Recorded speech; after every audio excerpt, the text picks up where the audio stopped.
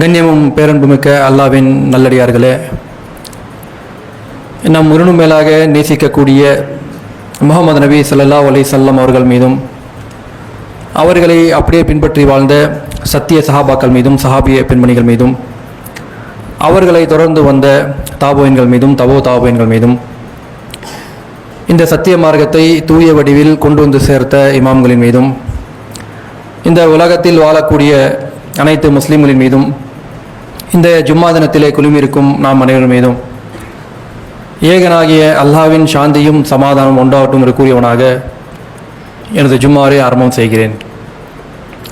கண்ணியமிக்க அல்லாஹ்வின் நல்லடியார்களே, அல்லாஹ்வுடைய இந்த மார்க்கத்தை சரியான முறையில் பின்பற்றி நாம் அறிந்து கொண்ட இந்த கொள்கையை நம்மளவில் வைத்து கொள்ளாமல் நம்முடைய சந்ததிகளுக்கும் நம்மை சுற்றியுள்ளவர்களுக்கும் இந்த கொள்கையை கொண்டு போய் சேர்த்து அவர்களும் நம்மோடு சொர்க்கத்திலே பயணம் செய்ய வேண்டும் என்கிற குறிக்கோளோடு இந்த கொள்கையை பின்பற்றி வருகிறோம்.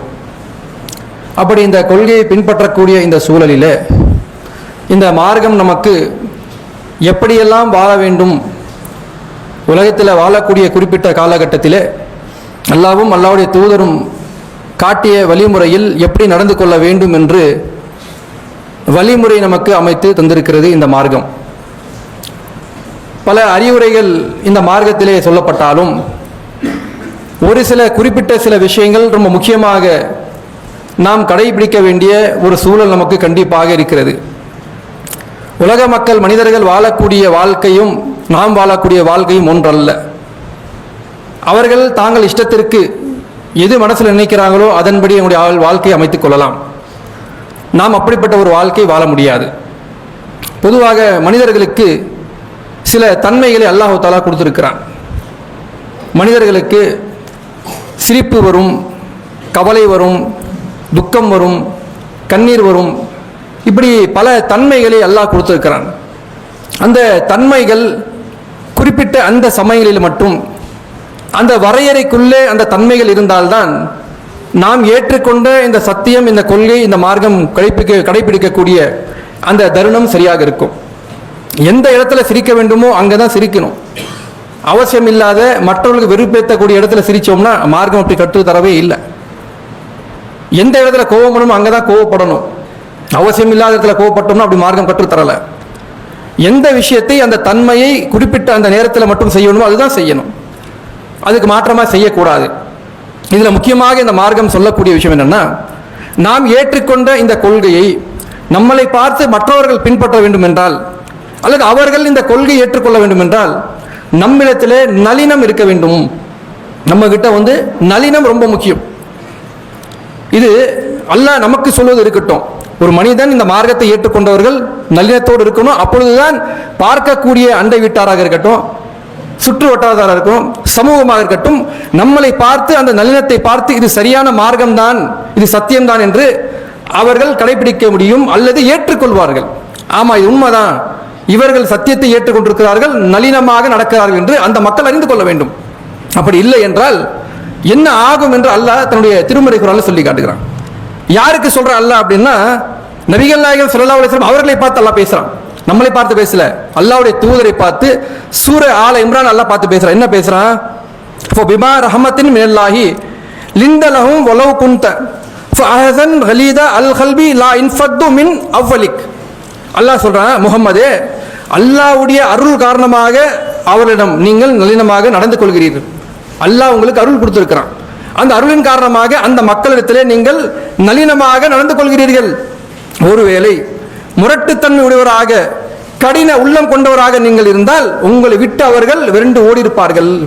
அல்லாஹ் யாரை பார்த்து சொல்றான்னா, இந்த நளினம் என்பது அல்லாஹ்வுடைய தூதருக்கு இருந்தது. நான் தான் உங்களுக்கு கொடுத்தேன், அருளாக நான் உங்களுக்கு கொடுத்திருக்கிறேன். அந்த நளினம் உங்ககிட்ட இல்லைன்னா, நீங்கள் கடினத்தன்மையுடையவராக, நீங்கள் முரட்டுத்தன்மையுடையவராக இருந்தால் யாரெல்லாம் உங்களை சார்ந்திருந்தாங்களோ அவங்கள விலகி ஓடி இருப்பார்கள். இது யாருக்கு சொல்லக்கூடிய வார்த்தை? அல்லாஹ்வுடைய தூதருக்கு அல்லாஹ் சொல்றான். நம்ம இந்த கொள்கையை பின்பற்றுகிறோம் என்றால் நம்ம எந்த அளவுக்கு நளினமாக இருக்கணும்? நம்மளை பார்த்து இந்த கொள்கைக்குள்ள வர வேண்டுமா அல்லது நம்மளை பார்த்து கொள்கை விட்டு ஓட வேண்டுமா? அல்லாஹ்வுடைய தூதரை அல்லாஹ் விட்டு வைக்கவில்லை. நீங்க நளினமா இருக்கிறீங்க, கடினத்தன்மை உங்ககிட்ட கிடையாது. ஒருவேளை இருந்தால் அந்த போக்குவரத்தில் இருந்தால் உங்களை விட்டு விருண்டே ஓடி இருப்பாங்க. இப்போ நம்ம யோசிக்கணும், நம்முடைய தன்மை எப்படி இருக்கிறது, நாம் எப்படி நடந்து கொள்கிறோம். மற்ற மக்கள் பார்க்கும் பொழுது அடட இது தௌஹீத் கொள்கைனா இப்படிதான் இருக்கணும், அழகான கொள்கை, எப்படி வாழ்க்கை வாழ்றார் பாரு அப்படி என்று சொல்ல வேண்டுமா?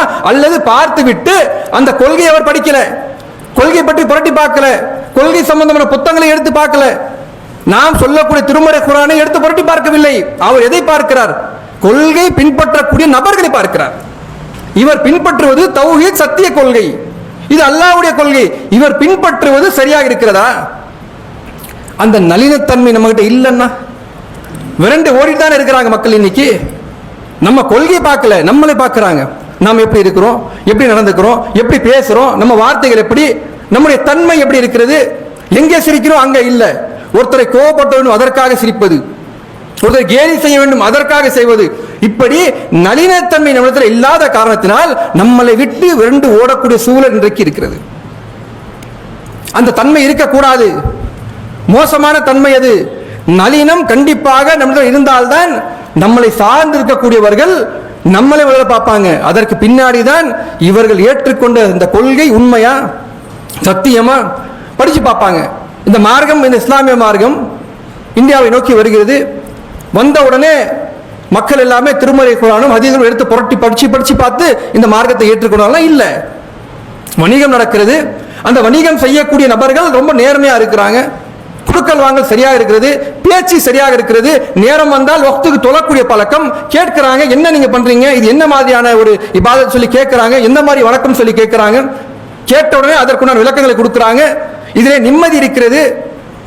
இதை கேட்டுத்தான் அதற்கு பின்னாடி அவர்கள் சிலர் ஏற்றுக்கொண்டாலும் அதற்கு பின்னாடி ஆய்வு செஞ்சாங்க, அதற்கு பின்னாடி படிச்சாங்க.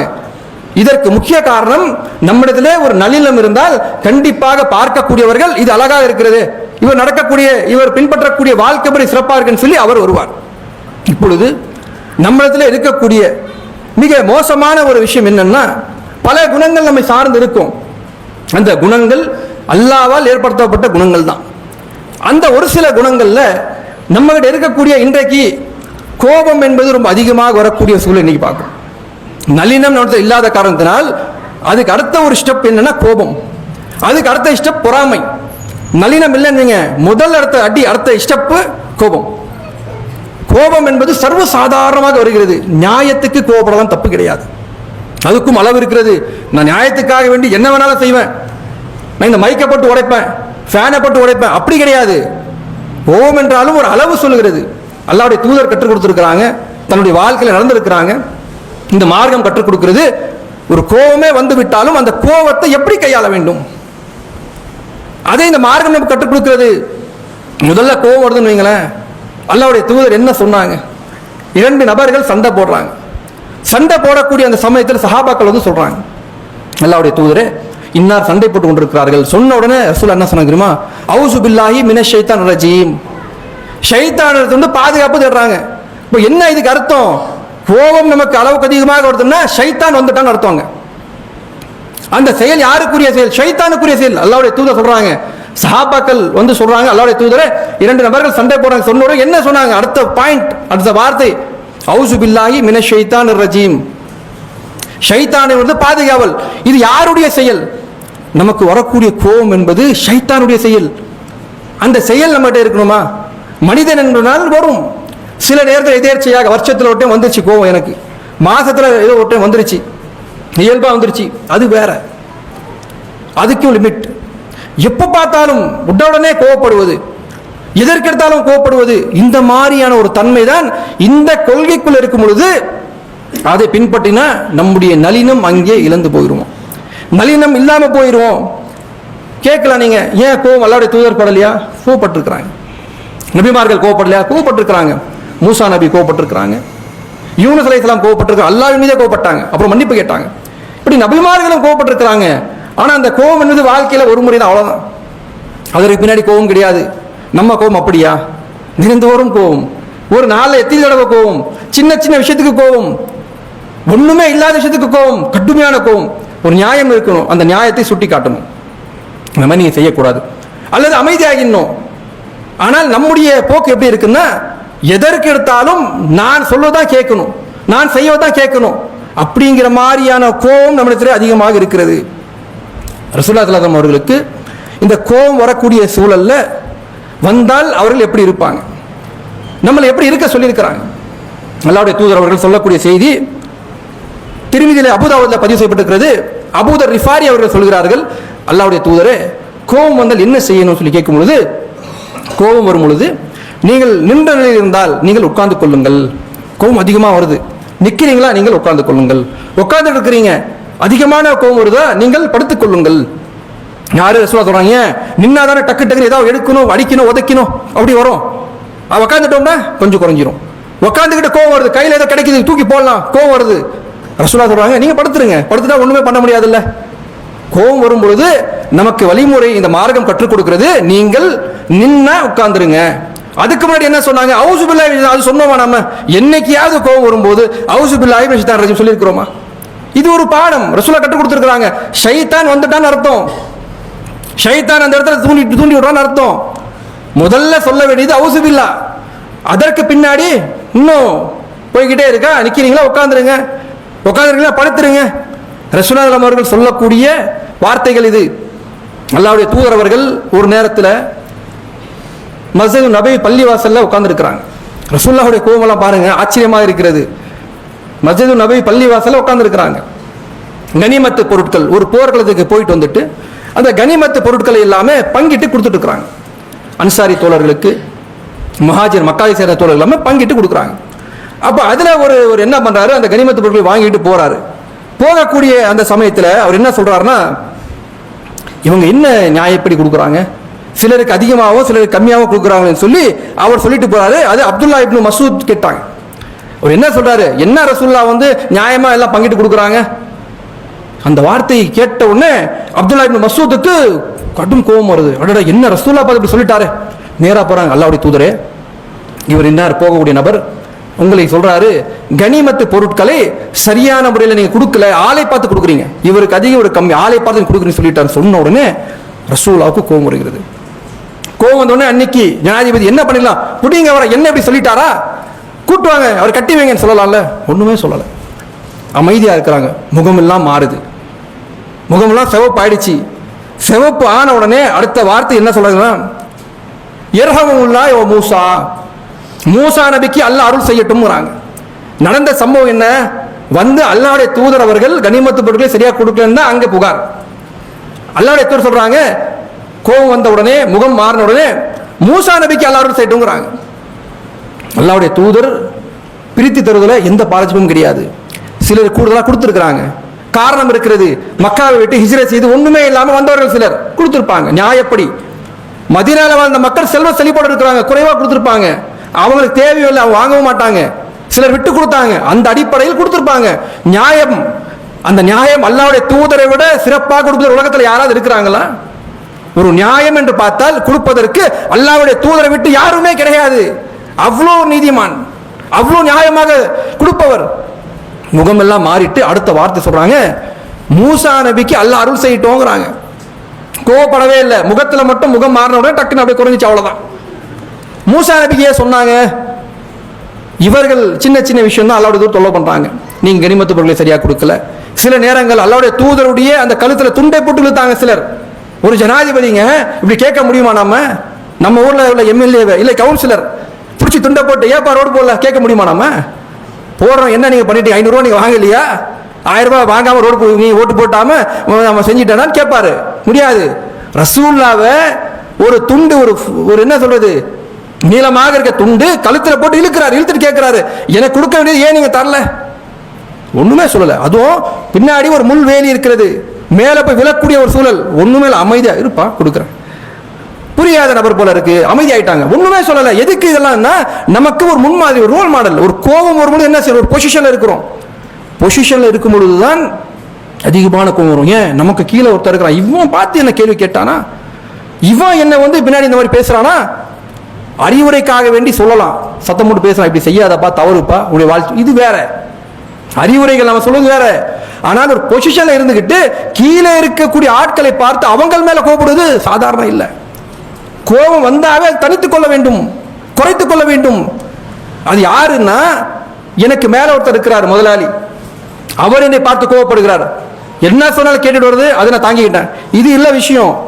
எனக்கு மேலே இருக்கக்கூடிய நபர் அவர் என்னை திட்டுறாரு, ஏதோ சொல்றாரு, நான் பார்த்து அமைதியா கோவப்பட வந்துட்டேன்.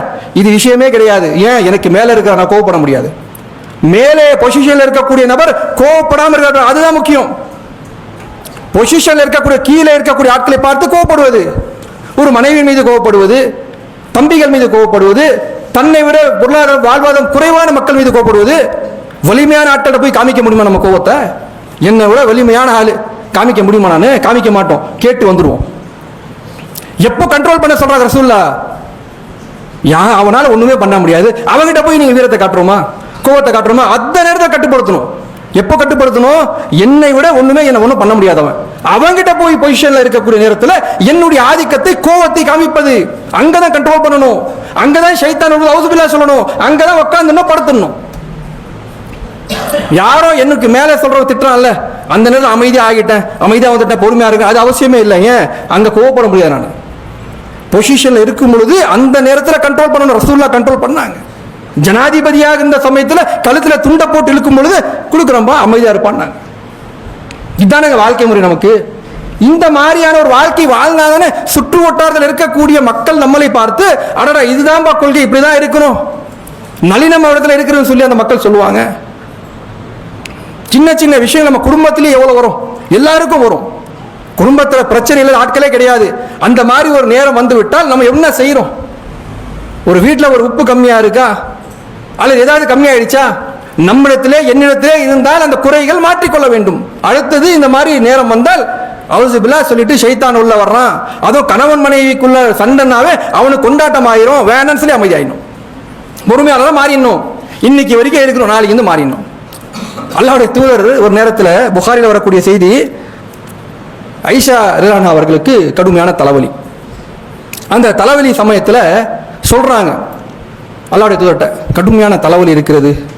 அந்த எப்படி சொல்றது, ரொம்ப ஒரு டென்ஷனான நேரத்திலும் கூட எப்படி கையாண்டாங்கன்னு சொல்லி பாருங்க. அல்லாஹ்வுடைய தூதர் வந்து தலைவலியா, அல்லாஹ் உங்களுக்கு அருள் செய்யட்டும்னு சொல்லிட்டு கூடுதலாக ஒரு வார்த்தை சொல்லிடுறாங்க. என்ன சொல்லிடுறாங்கன்னா, ஒருவேளை நான் இருக்கும் பொழுதே உங்களுக்கு அல்லாஹ் அழைத்து விட்டான் என்றால் நான் உங்களுக்காக வேண்டி துவா செய்கிறேன்ட்டாங்க.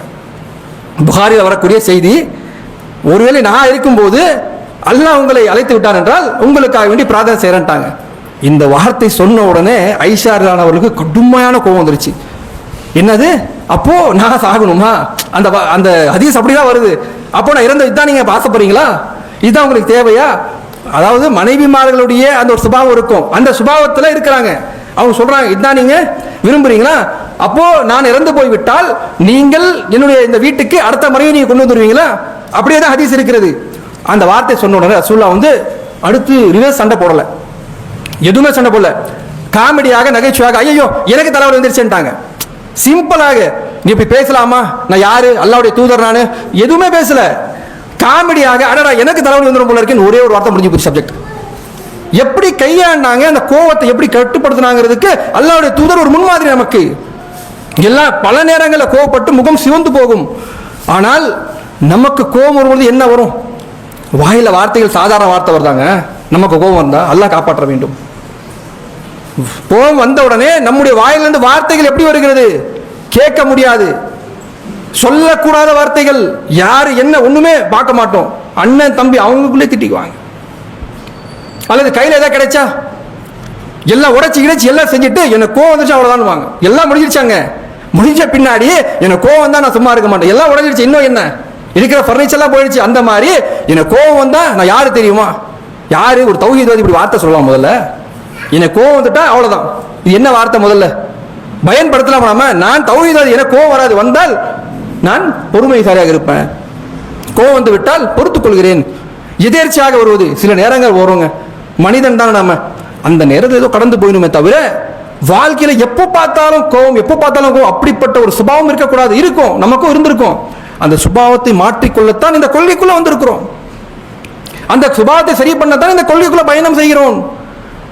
அது சரி பண்ணுவதற்கு தான் இது போன்ற ஒரு உரைகளும் இது போன்ற ஹதீஸ்களும் கேட்டு நம்மளை நாமே மெருகேற்றிக் கொண்டிருக்கிறோம். இது கூட நம்ம செய்யாமல் நம்முடைய வாழ்க்கை வாழ்ந்தோம்னா அடுத்தது இந்த தௌஹீது, அந்த நளினம், அந்த எளிமை அது எங்கே இருக்கிறது? இன்னொன்று ரசூலுல்லாஹி ஸல்லல்லாஹு அலைஹி வஸல்லம் வந்து ஒரு சஹாபி கேட்குறாங்க, அல்லாஹ்வுடைய தூதரே, நான் சொர்க்கம் செல்ல வேண்டும் என்றால் என்ன செய்யணுங்கிறாங்க. ரசூலுல்லாஹ் வந்து சொர்க்கத்துக்கு நான் போகணும், அதுக்கு என்ன செய்யணும்? இணை வைக்கக்கூடாது, அது காமன், அவங்க இஸ்லாத்துக்குள்ளே இருக்கிறாங்க. நீ கோவப்படாதுங்கிறாங்க. நீ சொர்க்கம் செல்ல வேண்டுமா, நீ கோவப்படாது, அவ்வளோதான். கோவப்படாம இருந்தால் சொர்க்கங்க. தௌஹீதுல இருக்கிறோம், ஷிர்க் வைக்கல நாம. கோவப்படாம இருந்தால் சொர்க்கம். யாரு? ரசூலுல்லாஹ் சொல்றாங்க. கோவப்படாதீர்கள். நம்மளை நாம என்ன நினைக்கிறோம்னா, நான் வந்தா அவ்வளோதான், 4 பேர் அடிச்சிருவேன், உதச்சிருவேன், செஞ்சிருவேன் அப்படிங்கிறோம்ல. ரசூலுல்லாஹ் என்ன சொல்றோம், அதுக்கு நேர் ஆப்போசிட்டாக சொல்றாங்க. நான் என்கிட்ட வந்தா அவ்வளோதான், முடிஞ்சு போச்சு. நான் 10 பேரை பார்ப்பேன், 5 பேரை பார்ப்பேன். ரசூலுல்லாஹ் அதுக்கு ஆப்போசிட்டா சொல்றாங்க. நான் பெரிய வீரன் யாரு காமிக்கிறானோ, நீ 10 பேர் இல்ல 100 பேர் அடிச்சாலும் நீ வீரனே கிடையாதுங்கிறாங்க.